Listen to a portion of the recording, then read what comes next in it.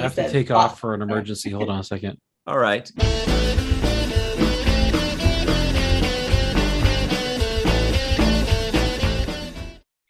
Fantastic Four, World's Greatest Heroes, had a couple people with really pointy chins. Fantastic Four, World's Greatest Heroes should have been called the Fantastic Kree. The Fantastic Four had tons of explosions. Mm-hmm. Hello, everybody, and welcome to Fallingtower's Watch the First podcast, the podcast in which we watch the first episode of a series so that you don't have to. Today, we're doing a review of, you guessed it, Fantastic Four, World's Greatest Heroes from 2006. Animated first episode is entitled Trial by Fire. With us, as always, the seventh Fantastic, Michael Kenyon Rosenberg. Die Fantastischen Vier. Right. And that means also the Fantastic Four in German. Also joining us is writer, producer, actor extraordinaire, Laila Shaker. Hello. And usually I just say extraordinaire. I think this time we mean it, right, Mike?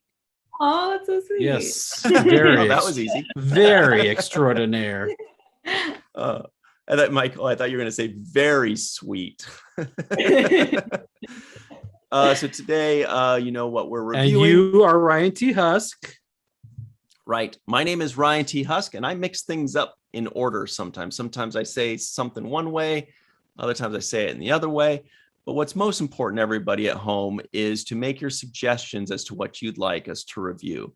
If you want us to review something, just say WTF Empty Nest, or WTF Another Life, or WTF The Lord of the Rings series on Amazon that's not out yet. And the WTF stands for Watch the First. Please be sure to do it in the comments section below. And as Michael likes to remind us, tell us where we can stream it so that we don't have to look for it. Tell if it's on Netflix or Hulu or Amazon or I don't even whatever. think you can stream Empty Nest anywhere. I think I've looked for it. Well, we're going to change that. And also, everybody write your at home, congressman. Please be sure to give this video a like. Please be sure to subscribe and tell your friends. And after all this is said and done, go in the description box below and follow Lila on her social media and all the fun stuff like that. Let's get into it. And by the way, yes, who recommended this show? I don't remember. Do you remember? I don't remember. Okay, let me check. Oh, Smithsonian. I guess that's a play. It's somebody named Anne that likes the Smithsonian. So Smithsonian, thank you very much for this great suggestion. This episode is for you and everybody at home. If you'd like us to review something, be like Smithsonian. Make a cool suggestion. Even if you think we'll hate it and want to just watch us squirm and talk about how much we hated something. So the first thing we like to do, and it's really honestly my favorite game, is predictions, or as Michael likes to call it, predicaments, because we put ourselves in a predicament with our predictions. So Michael and I have known each other for a very long time. We've known each other for basically as long as Lila's been alive, probably. Yeah, so we can usually predict if the other person liked it or didn't like it or whatever. And Lila is just really smart, so she can probably predict it very well as well. No pressure, though. Michael, I predict, I predict you didn't like this, Michael. I predict that you are going to say what you said for Avatar: The Last Airbender, that this is a show for babies, which was very funny. If you'd like to see our review of Avatar: The Last Airbender, it's WTF number 83. Check it out. I think, but you won't be as harsh about it, but I think it's going to be sub 5. Lila, I think you're going to be about the same. You're going to be right around the 5 to 3 range, 5 to sub 5. Michael, what do you think? So one thing that I can tell you about Ryan is he loves it when they right at the opening of the show, they tell you who all the characters are. I mean, Ryan knows who all the Fantastic Four are. He loves the Fantastic Four.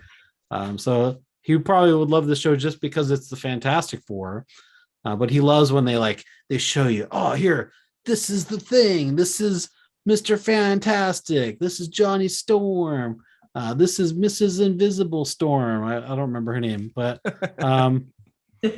yeah, Ryan loves that, and he loves the Fantastic Four, and he loves cartoons. So I'm going to say that Ryan liked this show. Lila, I'm going to say she's not the target demographic for this show, which is preteen boys, who is Ryan. And so I'm going to say that she did not like this show. Well, Okay. Lila, there's a lot of pressure being built up here. Michael made some pretty bold claims.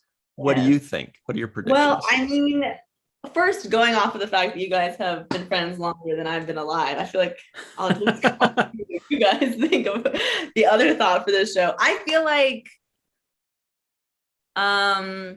let's see. I think Michael, I think you didn't like it, but I predict that you didn't dislike it as much as Ryan thinks you did.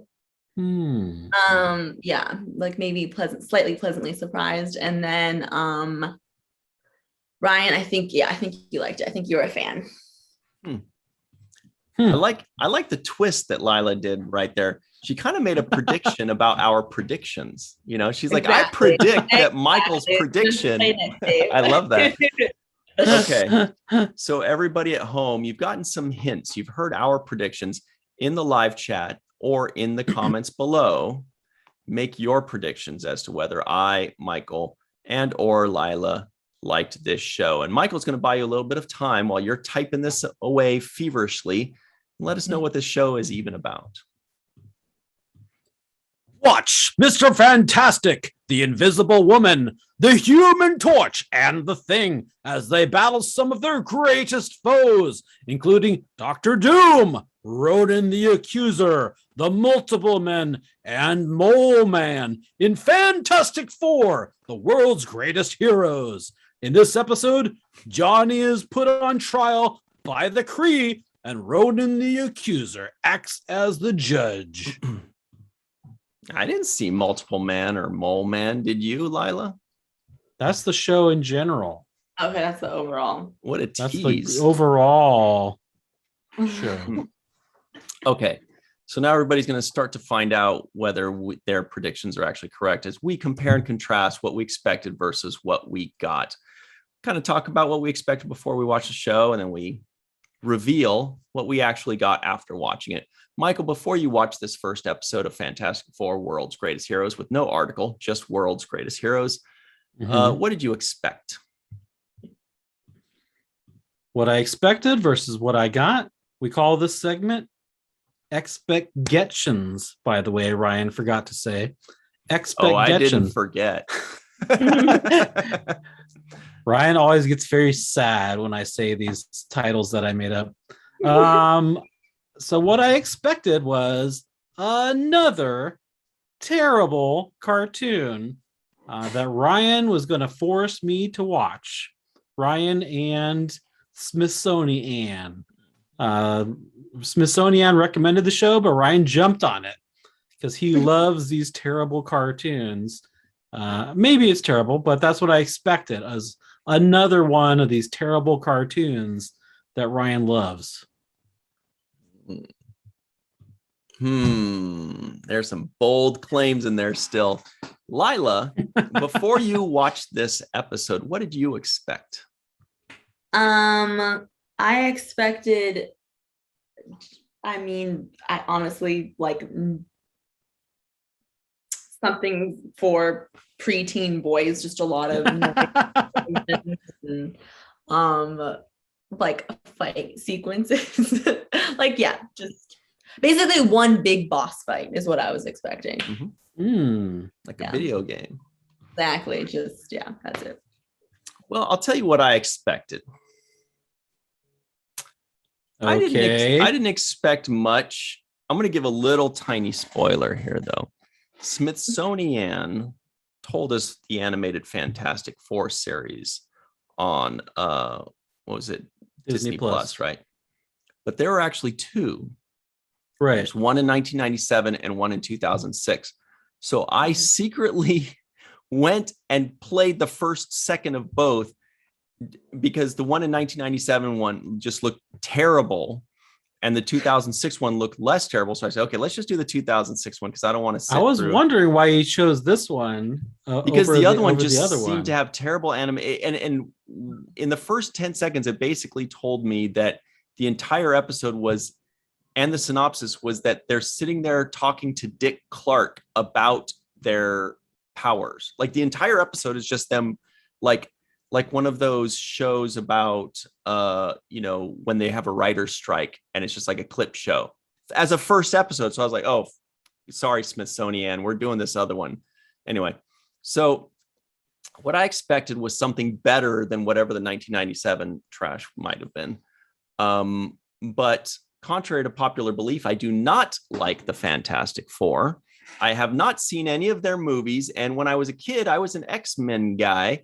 And then there are people that like the Fantastic Four. And I was like, what's the big, they seem so boring. Mr. Fantastic looks like a dork, I'm like, but I was excited to finally watch my very first Fantastic Four thing and see maybe there's something to this because a lot of people really do like it. But that's what I expected. This is where we reveal things. Michael, what did you actually get? Well, what did I get? I got another terrible cartoon. I know it. But with a real cool enemy. As I've mentioned before, I love the Marvel Cinematic Universe. Mm-hmm. And anytime I watch any of these shows from like the 90s, early 2000s, for instance, I guess the X-Men movies weren't part of the Marvel Cinematic Universe, but when we watched the X-Men cartoon, I was like, oh yeah, this is like the movies. Like this is what I remember. So that I like that. And then in this show, they brought in Ronan the Accuser, and Ronan was a big part of Guardians of the Galaxy. Yes. The first one, and I love that movie. It's probably one of my favorite of all the Marvel Cinematic Universe, and so I like to see Ronan and the Kree come into this. I mean, right off the bat, come into this first episode of this terrible cartoon. Lila, I can't be the only one that thought that sounded like a cool band name, Lila or Ronan and the Kree. Am I right? Oh yeah, that is. Yeah. Cool. Something like the 50s, like a doo-wop group. I like it, yeah. Lila, what did you actually get? I mean, as far as my expectation goes, I mean, it didn't go super above and beyond my expectation, but I feel like someone said, like, a movie is supposed to deliver on a promise, and if they do that, then it was successful. And I think for the Fantastic Four World's Greatest Heroes cartoon, I think they delivered on that problem, like what that would be for a cartoon. I thought it was fun. I did watch the movie. I did watch some of the Fantastic Four movies. But I was also more of an X-Men fan growing up as well. It was fun. I guess I was kind of pleasantly surprised. I enjoyed the music, actually. I enjoyed the music that was in it. I thought that was kind of fun. And then there was some humor in it. I thought mostly with the Thing. Had kind of a sarcastic sense of humor throughout that I actually enjoyed. So it went a little bit beyond my expectations. Ah. Well, when your expectations were at the bottom. Really so they had nowhere to go but up there. When you don't expect much, it's hard to be disappointed. So yeah, right. I enjoyed them. If you have a low expect, you get a pretty high get. Okay. Yeah. I'll tell you what I got. Okay. Yeah, it was. It was almost okay. What I got was the mediocre 4 or the subpar 4 and the okay. No, you know what? Let's be honest. It was the subpar 3 and the okay 4, right? Because 3 of them were not even likable characters. And the fourth one was medium. He was fine. He was cool. But the people in the blue and white, each one of them was, to me, somewhat unlikable for different reasons. And that's really tough if 3 out of your 4 are not only not fantastic, but they're just kind of like, are they trying to, I don't know. I don't know. I don't get it. But big points to Michael for saying what I was thinking, which was cool bad guy, though. I was very happy. Like I perked up. I was like, oh, this thing's picking up here. Right. We don't have to just pay attention to these dorks talking. I can listen to somebody cool talk. And he was cool. So that's what we kind of got there. Literally in my notes, when the Kree show up, it says, the Kree, you have my attention. Yeah, finally. Finally. And Lila, you mentioned the music. Yeah, I enjoyed it. The very first note that I put in my notes was rocking song, but there are 5 of them. Did you notice in the intro song, it scrolls past 5 people? Oh, really? Yeah. No. There was a 5th person. I watched it like 3 times to make sure there was a 5th person, but they never introduced him. So a 5th person presumably joins the Fantastic Four at some point. Yeah, there was a. Who was it? I didn't realize that. There was a 5th person dressed up in their garb or something, I think. Maybe it was just like somebody changed their hairstyle or something. You're gonna force me to pull it up, but you know what? While I look for this, let's get into Michael's favorite game, which is who was your favorite character of all? You can include Ronan. You could include the droids. You can include, the children. You know what? I was like all ready to say Ronan, but actually, even more than Ronan, had this character had such a small part, but just intrigued me so much that I want to know more about this character, and that is the Supreme Intelligence. I have they didn't mention this guy in any of the Marvel Cinematic Universe movies. At first I thought, oh, is that Thanos? But no, he was blue, so he was obviously a Kree guy. But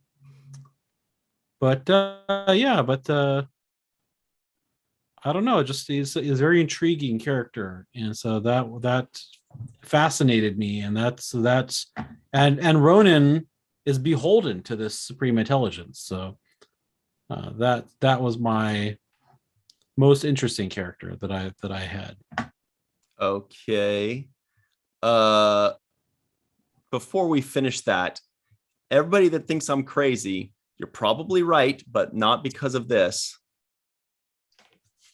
1, 2. Oh yeah. What's going on here? Oh. See, that's the thing, guy. Yeah, like there's this other guy. There's a loomer. There's a freaking loomer.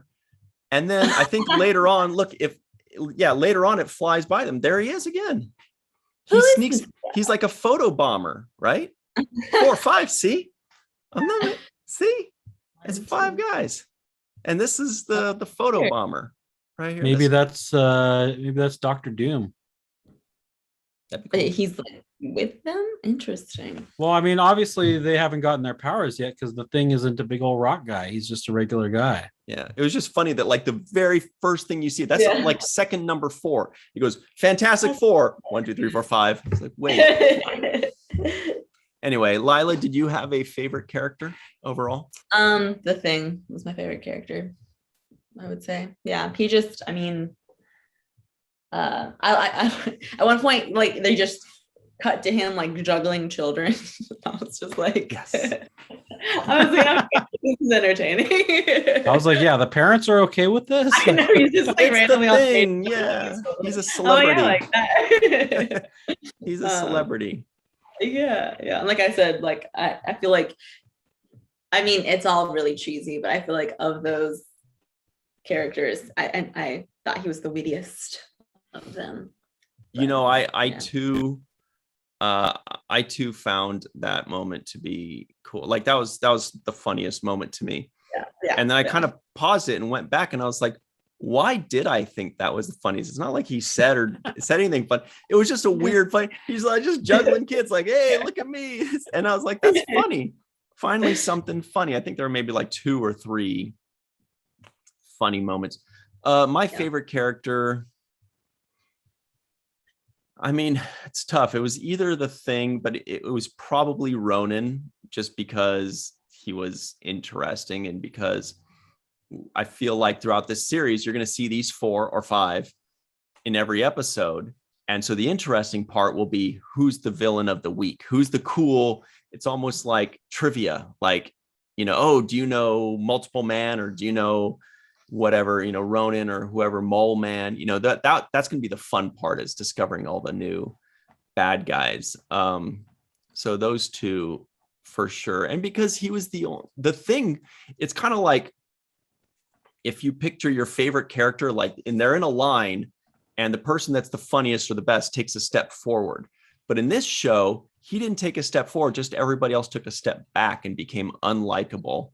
And then suddenly we were stuck with the one guy that wasn't, because they made Invisible Woman be very angry. We made Invisible Man be very boring. We made, the worst of all was this Johnny Storm guy. I was like, and it made me wonder, like, is this consistent with what the characters were like in the source material? Was the Human Torch this much of a jerk?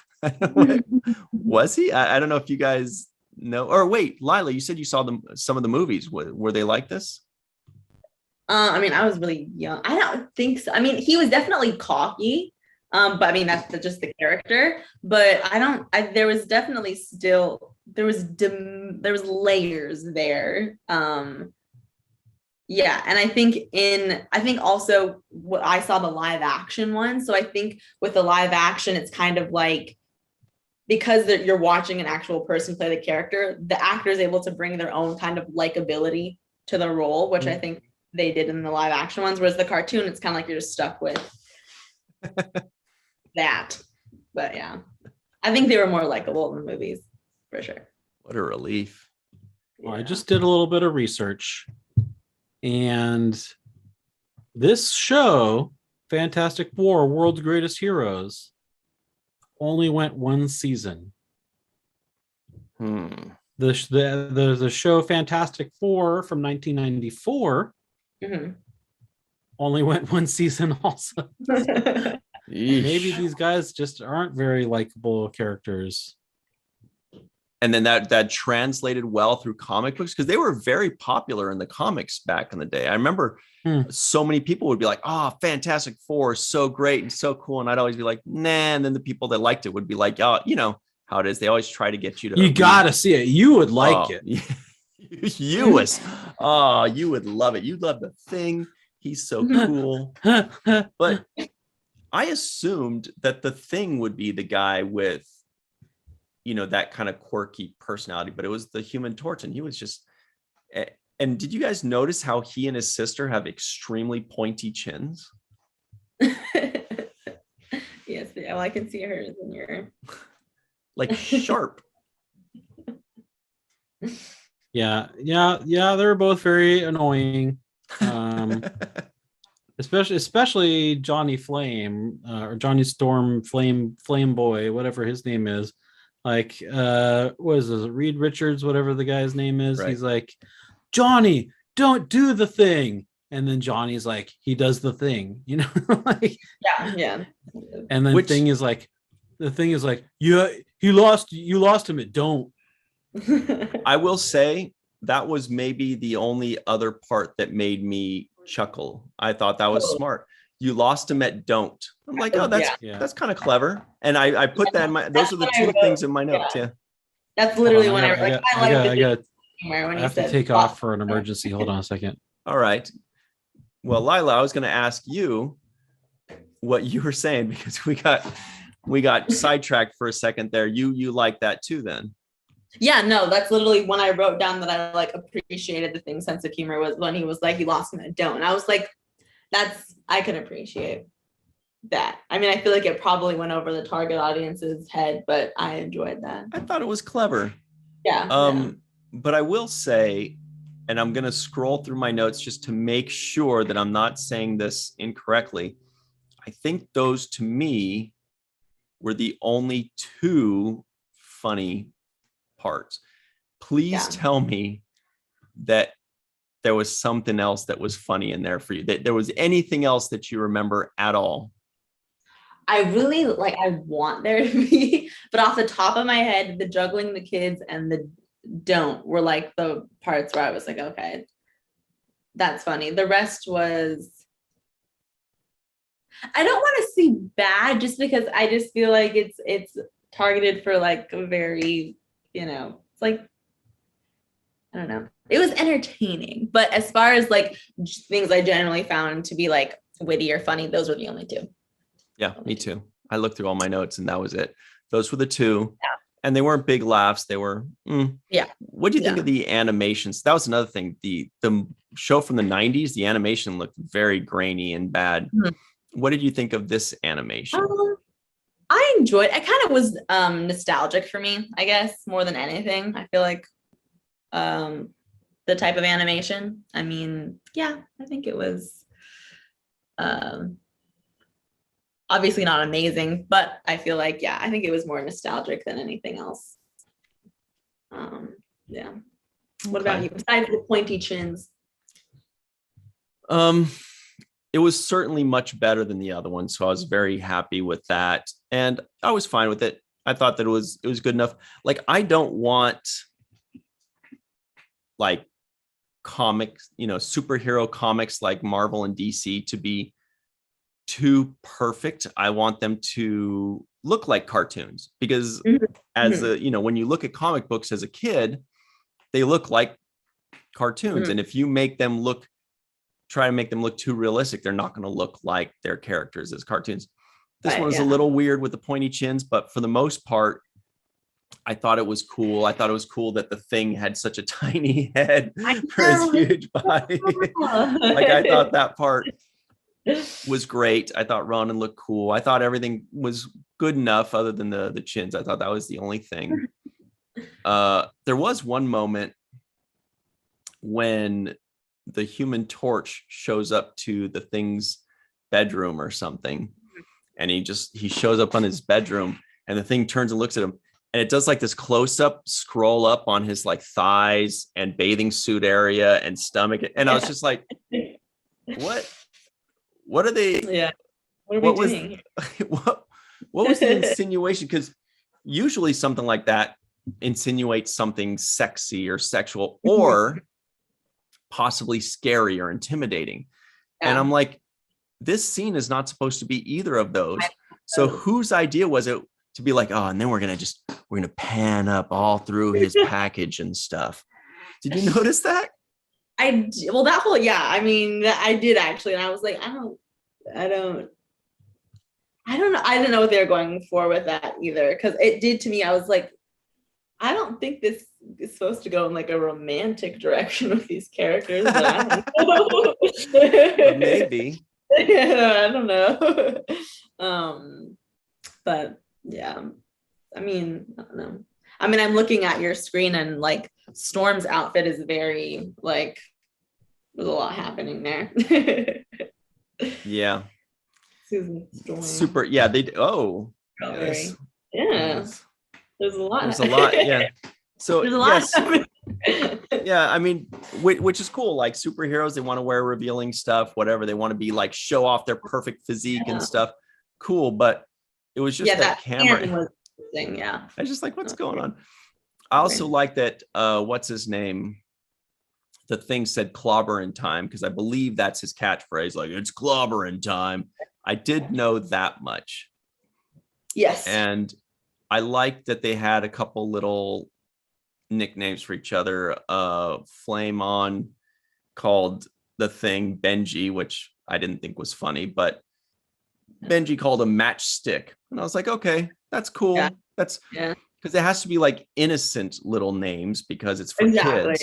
Yeah. They can't be like hey, asshole. Right. The insult has to be like, hey, matchstick. Hey, you take that back. I'm not a matchstick. Yeah, no. Yeah, I feel like, I mean, with what they were probably working with, they probably did the most they could. And Michael is right that when a show starts, like a cartoon or something, I do like it when they give us the introduction of every character first. This guy does this, and then this guy does that, and this guy, because then like you're all set, you're ready to go. You're like, okay, I know what everybody does, I know what everybody is, and now I can just watch it. I don't need to learn something or figure it out, or where they say, oh, just wait till the 4th episode, and then you'll know. No, man, tell me right away. Sure, going into it, like when I first started watching it, I wasn't sure if they were gonna show like kind of how they got to where they were, but they like started right smack in the middle, and I was like, oh, like, okay, here we go. So yeah. Like, so I did like that, although I will say, since he's not here right now to defend himself, I don't watch cartoons all the time. I really like led me astray because I was like, okay, Ryan loved this show. Like, yeah, I don't think I watch. I think the only time I watch cartoons is for this show, but I am usually eager to watch them because I'm like, oh, it's usually an easy watch. It's usually a short watch. It's 20 minutes, or sometimes it's something nostalgic, which is great, like He-Man or G.I. Joe. I'm like, yes, all for that. But yeah, this one was definitely on, the not so great end. We've seen a couple that were also not the best in the past. I think this one ranks higher than some of the worst, I think, but yeah. I remember growing up, I was watching, it was like an X-Men, like teen X-Men one. But a it was movie? Like, was it a movie? No, it was a series. Ew. And it was like teen X-Men, and it was like, I was very like they all had like really great style, and their hair was great. So it shouldn't be X-Men, it should be Going to Be Men. I guess, yeah. They were all supposed to be like still like teenagers or whatever. I don't know, yeah, but that's a different story. Yeah, okay. So I think that covers this one. I will say very quickly for everybody at home that it's not going to rate as low as, say, there were some that were pretty bad. I can't remember which one. Our friend Darnell gave He-Man like a 1 or a 2, which was very hurtful.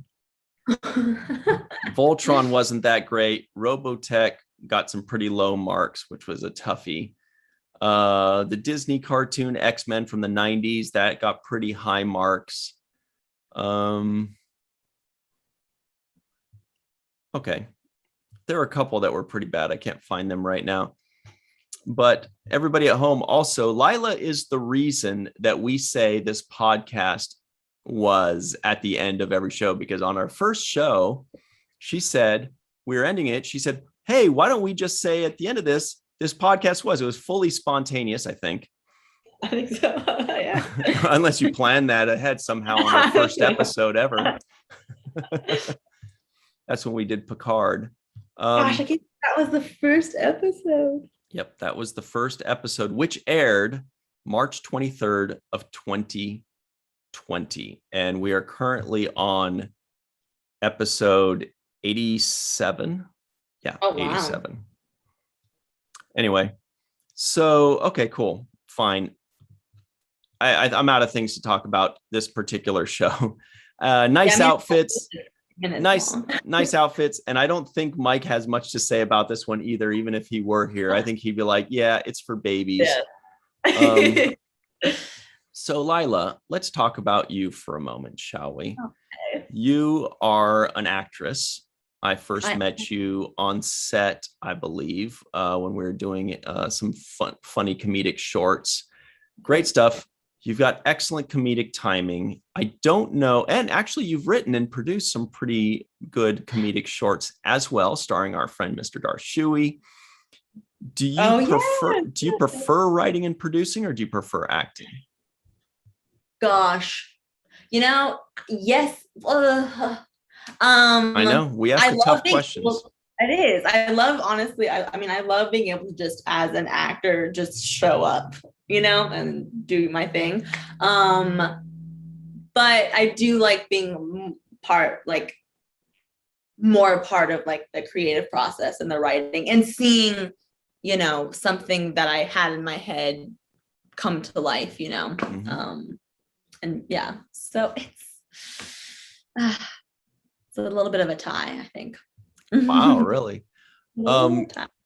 Producing, no, I don't love producing, but writing and acting. Why not producing? It's just a lot of food. I feel like you answered it. Like, before the words even came out. You said, it's a lot. Yeah, it's a necessary evil, I guess. Mhm. But yeah. Are you more of a comedic actress or are you more of a dramatic actress, would you say? No, I'd say both. I do. I think I get called in more for dramatic stuff, but as far as what I write and like what I'm gonna make, it's gonna be definitely comedy. Do you have versatile actor. Do you have a favorite genre to perform in? I mean, I think I shouldn't dramedy. We got a little bit of both in there. Yeah. Yes. Yeah. I mean, I love it all. As long as I can do it, I'm enjoying it. But writing, definitely comedy. And then as far as acting, both. So as an actress, and again, I said that I met you on set. Michael was there as well, and you were really good. You had very good comedic timing. You seemed fairly comfortable and experienced already as a young actress, which was really cool, and it's what people are looking for when they're casting people. So great job there. What's the most memorable in a stressful way? What was the most difficult thing that you've had to do as an actress? Was it like a stunt? Was it putting something weird or gross on your head? I had to put a pig face on my face in the first short film I was cast in. Like I was playing some serial killer guy or something like that. And they actually had cut off the face of a pig. It was an actual pig face that they bought it at some market, I think in Koreatown or something like that. And so they're like, oh yeah, you're going to wear a pig face. I'm like, okay, cool, whatever. And then they pull out and it was an actual real bloody pig face that is horrible. And it smelled. It was a very uncomfortable smell, but I did it. And I was like, you can usually just disconnect. Like when you're acting, whether you're doing something weird or gross or scary, you just disconnect. But was there a moment that was memorably difficult for you? I mean, there's have definitely been some like long, tiring nights, like on, set and whatnot. But the thing that when you first said it, the first thing that came to mind, like stressful, it wasn't actually for, I wasn't on set, but I had gotten this like last minute commercial audition from my agent. And it was like one of those things where it's like they sent the email and like I had to be there in like an hour. Oh shit. I'm like literally like getting ready and like looking at the sides at the same time. And I don't know why my agent even submitted me for this, because I'm pretty sure I'm tone deaf, but it was like, you have to show up to this audition and sing this song. And it was like, you need to like memorize the words so that when you get in there, you can sing it and then sing it. And I'm like, this is bad on like multiple levels. So I did it. But I was very, very stressed, I'm like sitting in the audition room and everyone's doing their vocal warm-ups and stuff. And I'm like, not even really gonna help. So that was stressful, quite stressful. But and you're like, how do you you're like, I don't know how to do those warm-ups. Gosh, yeah, no, that was stressful. But I've never had to wear an animal's face. So that was horrible. the only time for me. Well, That's great. that's really cool. Is there a role, because people are going to want to cast you constantly and for the rest of your life because of how good you are. But is there a role that you haven't done yet, a type of role or a genre that you haven't done yet that you would really like to do the most? I would say like as far as type of role, oh, geez. So many. The thing that I guess that comes to mind right away is kind of, I don't know, kind of like comedic, but also kind of unhinged kind of. Have you seen like American Hustle, like Jennifer Lawrence in American Hustle? Yeah, I think I saw part of it, not all of it. I think I just saw like or the even first kind of a 20. little bit like her in Silver Linings Playbook, just like just a little bit crazy, I guess. I think, but also kind of funny. I guess You it's the haven't best way. played a crazy role yet? No, Oh, it's so fun. You're gonna I love know. it. I've like done it some in my acting classes, but I've never actually gotten to like be kind of. Have you played a lot of crazy people? Tons. People look at me, they're like, oh, he's the crazy guy. Crazy person. That's He's true. obvious. Yeah. And Michael's back in time to vouch for that. People go like, we need a weirdo. Oh, look, right. He looks like the right guy. I mean, that's how I got cast in that first thing where I was wearing the pig face. It was, the guy already knew me and he knew what I did. And he was like, oh yeah, you got the crazy eyes. You're believable to do weird shit like that. But that's cool. Lila, you're going to love it and you're going to excel at that because you've been good at everything so far that we've seen you in. Right, Michael? Mhm. Yes. She was good in our improv class where we first met her, where Darth and I first met her. God, so long ago. All right. Well, everybody at home, when you're ready to cast Lila and or follow her on social media, check her out in the description box below. Michael Kenyon Rosenberg will be adding that in. He's also pointing you in the correct direction. That's exactly where it's going to be. And now it's time to move forward to Almost time to move forward. I have some excellent news that I just got. Oh my goodness. And Ryan has an idea. I don't even want to guess because that I can only guess the best news. And if it's anything less than the best news, then it is the best news. And that's why my wife came and got me while we're in the middle of a podcast to let me know. And I had to talk to a person on the phone. I've got a kidney. I'm going to go get a kidney tonight. Tonight. Yeah. Wow. That is so cool. That's why I didn't want to guess. I'm like, I can only think of that, and anything other than that will be worse than that. Yeah. Wow. Congratulations, Mike. Oh my God. Thank you. I am so excited. My wife was like crying, and we're very excited. Tonight. Oh, how exciting. Congratulations. Great. So everybody at home right now, in the comments below, send Michael your well wishes for a speedy recovery and for everything to go well. Send him all of your great vibes because he's super badass and strong, and he's going to perform most of the surgery himself, but he will allow doctors I've been training. I've been training him. Wow, what an announcement. That is really, really, really, really great news because you've been waiting for like 6 years at least, right? Mm-hmm. Yep. Wow. That's so exciting. My gosh. Michael agrees with you. Yep. He's like, yes, it is. Very excitement. Finally, that is just, I just want to talk about that now. Like, I know, right? Because it's been so long. And it was like, they said approximately an average of a 5-year waiting list, and you've been on to year 6. And so we're kind of like, okay, you said. Yeah. Wow. But we did it. They said it's a nice and healthy kidney. The person had no health problems. And I mean, obviously I want to just give some thanks to the person who registered to be an organ donor so that I could get a kidney. And thank you for, unfortunately, they had to lose their life, but they're going to give life to myself and somebody else as well with both their kidneys. So. And this is why Michael reminds us this at the end of every episode, and he will again at the end of this episode. Yep. But that is really cool. Now they can actually see why he says it. What a deal. Wow. All right.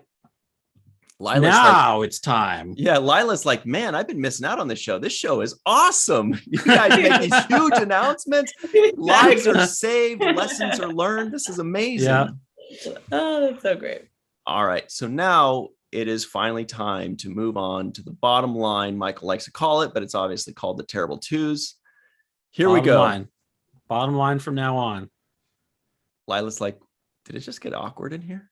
A little bit. Yeah. No, but it's the everybody knows it's the Terrible Twos. I was waiting for one more bottom line. Okay, here we go. Bottom line. Yeah. It's the final. I'm sorry, my head's all swimming right now. I bet. It's the final two questions of the show, and the two most important questions. Question number one, Michael Kenyon Rosenberg, on a scale of 1 to 10, what would you give this first episode of Fantastic Four, World's Greatest Heroes? Are they really the greatest? I don't know. Anyway, what would you They're give not. them? They're the worst. And I'm sorry that I didn't hear the rest of what you guys were discussing, but I already had my answer. Okay. The show, these guys were terrible, but the Kree saved it. And so I'm going to give this show 1 point for each of the Fantastic Four. That was right. I'm going to give this a straight up 4.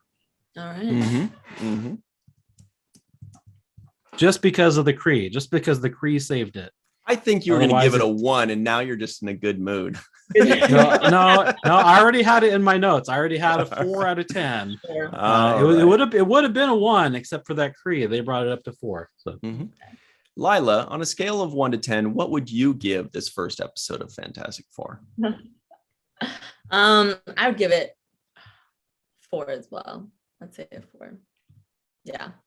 Good score. I think it's a good. I feel like it makes sense with the 4. There is that extra guy though in there too, in the Yeah, but he didn't add a point to it. True.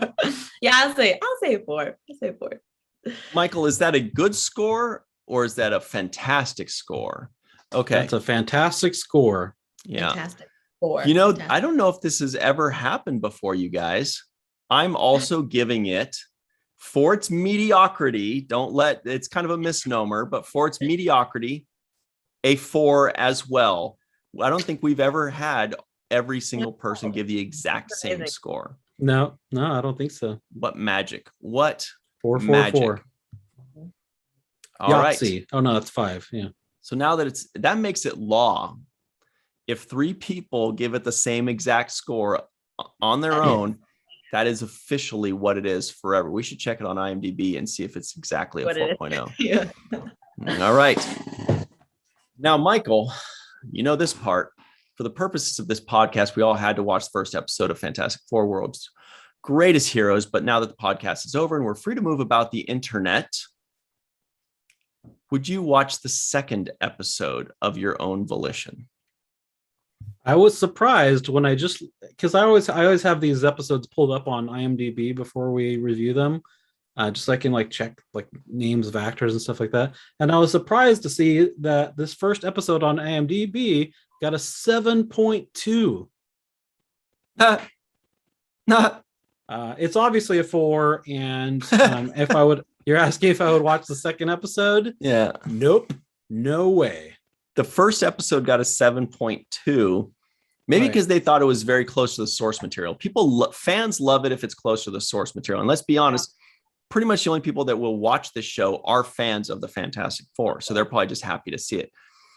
That's my explanation, at least. Lila, would you watch? So Michael, you said no? No. Shocker. Nope. Shocker. No way. Yeah. Lila, would you watch the second episode of your own volition? Probably not. Yeah. Probably not, but maybe. If I was babysitting, Babysitting some babies. Yeah, babies. Yeah.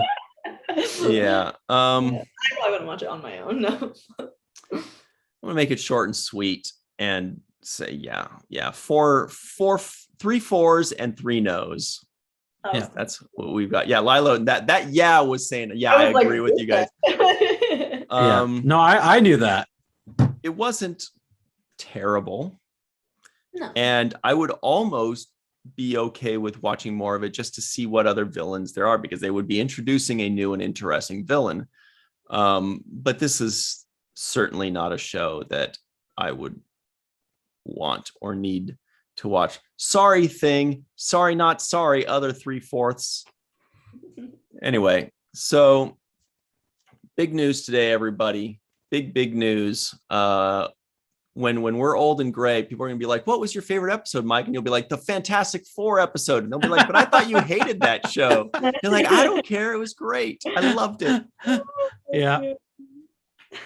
All right. So that's about it. If you'd like us to review a show, no promises that we'll have huge announcements for every show, but we will review them. Remember to say WTF and the show in the comments below and tell us where we can stream it, and we will review it. Maybe. And that's about it. So everybody remember, this podcast was unforgettable. This podcast, I missed most of it. This podcast was fantastic. It was 4 out, dude. Anyway, everybody remember what Mr. Michael Kenyon Rosenberg likes to say. Don't forget to register to be an organ donor so that other people can get organs as well, not just kidneys, hearts, livers, lungs. They do like skin transplants as well and bone tissue. So yeah, you can help a lot of people just by giving away your organs that you're not going to use when you're dead. But also remember to watch the first of Things.